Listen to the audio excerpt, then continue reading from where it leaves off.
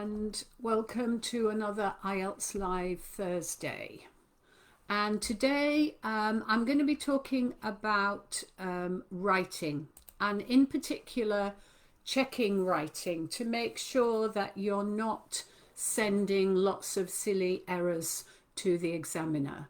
So if you are struggling with this part of the writing process, or you want to avoid sending silly mistakes to the examiner, then I suggest you watch this short video.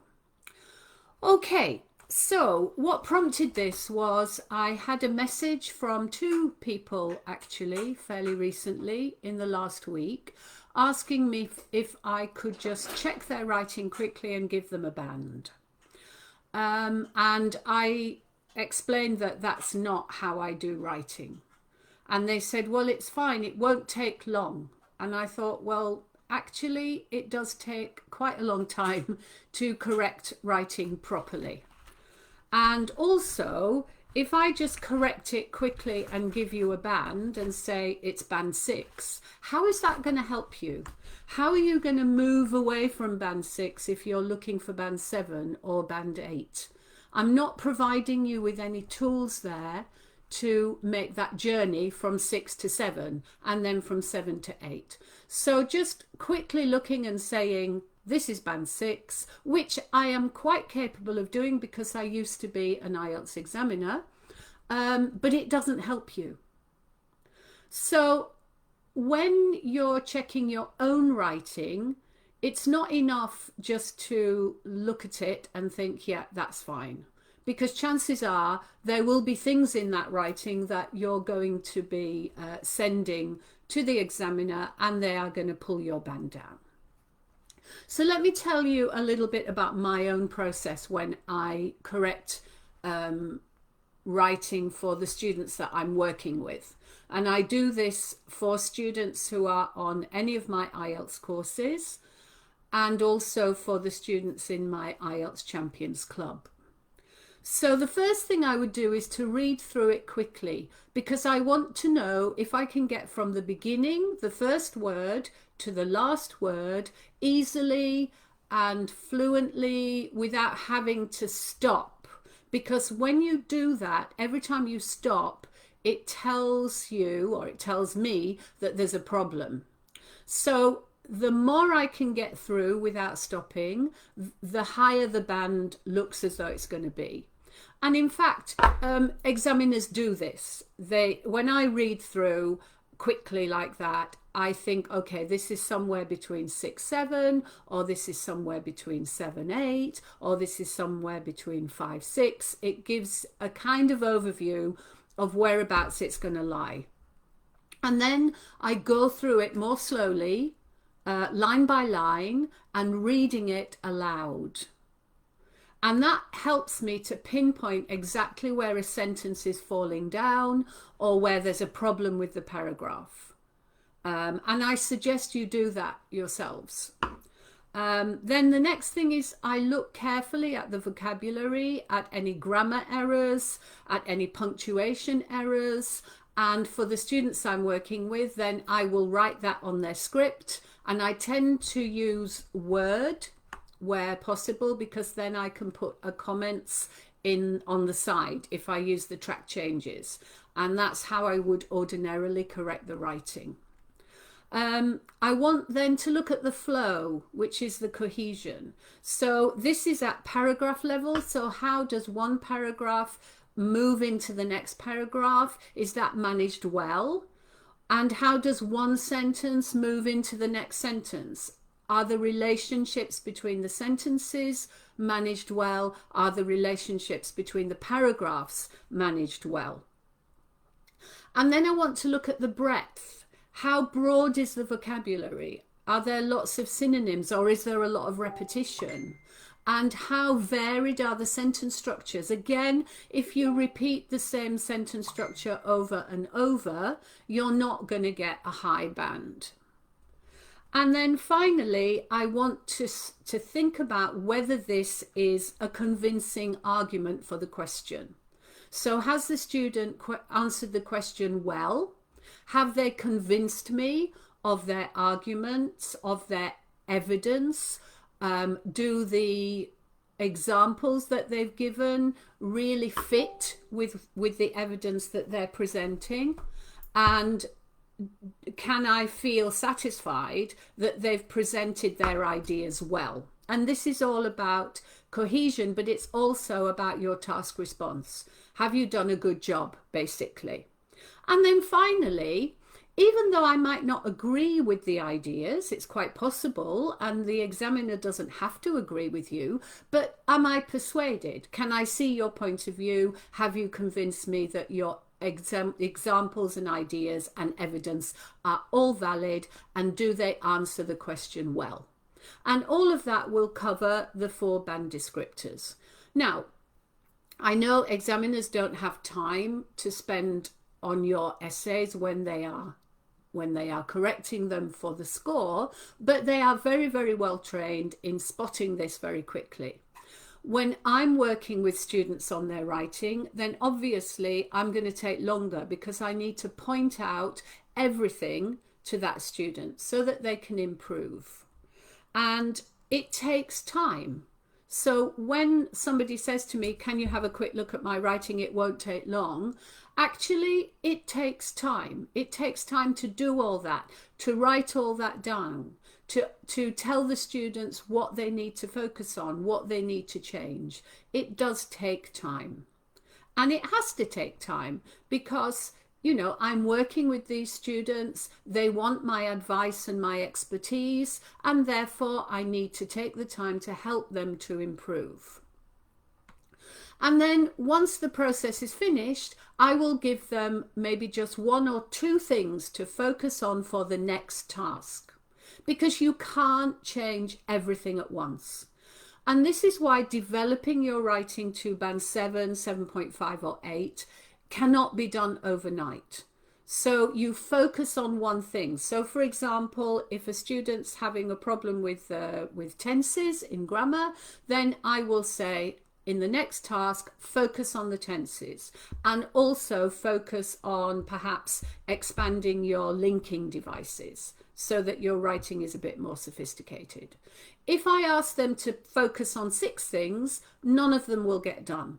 But if I ask them to focus on just 1 or 2 things, then over the next 2, 3, 4 tasks, those things will be fixed.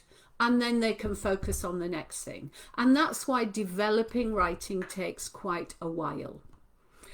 Okay, so now here are a few things that I want to advise you to do. The first, of course, is to get somebody to check it. That is the very best way to improve your writing. Somebody who knows what they're doing. An IELTS teacher would be the ideal person to do that for you, because checking your writing by yourself is very, very difficult, if not impossible.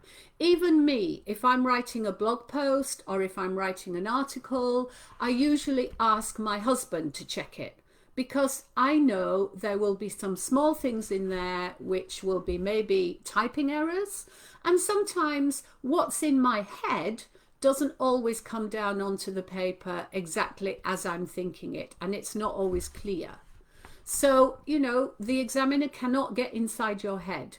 So you have to make it very clear. So number 1, if you can afford anything for your IELTS preparation, get somebody to help you with writing. That's the one area that's really difficult to do alone. However, as you are doing your writing practice, there are some things you can do to help remove errors, prevent errors, and make the whole thing a lot better. So, number 1, I always ask my students to make a mental checklist of those mistakes that they always make. And you will know what they are for you. Likely they will be articles, either missing articles or using the wrong articles, or making things plural when they should be singular. So think about articles, I'm sure would be on everybody's list. There might be things like agreement with your subject and your verb. That's another very common mistake. You may have problems with spelling certain words. So if that's something, there's a word or two that you spell wrongly every time, that should be on your mental checklist. Now, your mental checklist is going to be not too long, maybe 4, 5, 6 things that you know you often get wrong. And you'll know what they are because when you see the mistake corrected by your teacher, you'll go, oh, not again. I thought I'd done that right this time. So those irritating things that you keep getting wrong, but you know about them and you should be able to spot them. Secondly, as you write, be very conscious about how you are writing. What words are you using? What sentence structures are you using? Focus on how to express, not what. Now, this is why planning before you start writing is so important, because when you plan, you think about what? You think about your ideas, you think about your supporting evidence, you think about your examples. But once you've done that in the planning, then you move to the how can I express this in the best possible English that I know? And that avoids repetition and it makes sure that your writing is of a high standard. Okay, so while you're writing, also keep an eye on the question. Keep going back to the question. Am I on track with this question? You'd be amazed at how many students do a really good introduction, start their first paragraph really well, and then suddenly go off down another route and start answering a completely different question from the one that's set. So it's quite helpful to just keep checking back on the question. Have I done all the bits that are in the question? Sometimes people overlook a point in the question and then their question ends up incorrect because they're not following the question as it is set. Sometimes students just jump on the topic and write everything they know about the topic, and those are going to pull your band really down, because if your task response is poor, then you will get a very low band for task response, sometimes as low as 5, and that will upset the whole of your score that you are given. So keep an eye on the question, make sure that you're still answering that question. When you've finished, if you're doing your preparation, you're not in the actual exam, read your work aloud, because every time you stumble, there will be a problem. And then you can look at it and say, okay, why is that not flowing properly? It might be that you've made a grammar error. It might be that it just doesn't make sense, but read it aloud. It will help a lot. And check your mental checklist. Have I got all my articles correct? Have I got all my agreement right? Did I spell that word correctly? Okay. And then by doing that, you should eliminate any silly errors so that the examiner does not have to see those. And you will also have made sure that if anything's not clear, you can correct it. Now, in the exam, I realize you cannot read aloud, but if you're used to reading it aloud, you'll be able to kind of flick through it quite quickly in the exam as if you were reading it aloud, and you'll be able to find these things. You have to make the checking part of your process when you're practicing. When you practice, do it as if it's in the exam. Plan it, write it, check it. And then when you get to the exam, all of that will be automatic and you'll have plenty of time to do all 3 things. If you don't practice those 3 stages in the exam, chances are you won't plan, you won't check, and you'll send a lot of silly things to the examiner. Okay, so finally, my final point is, as you write, you focus on the language level more than the ideas. Ideas go into your planning. Don't change them as you write. If you've done a good plan, there's no need to change it.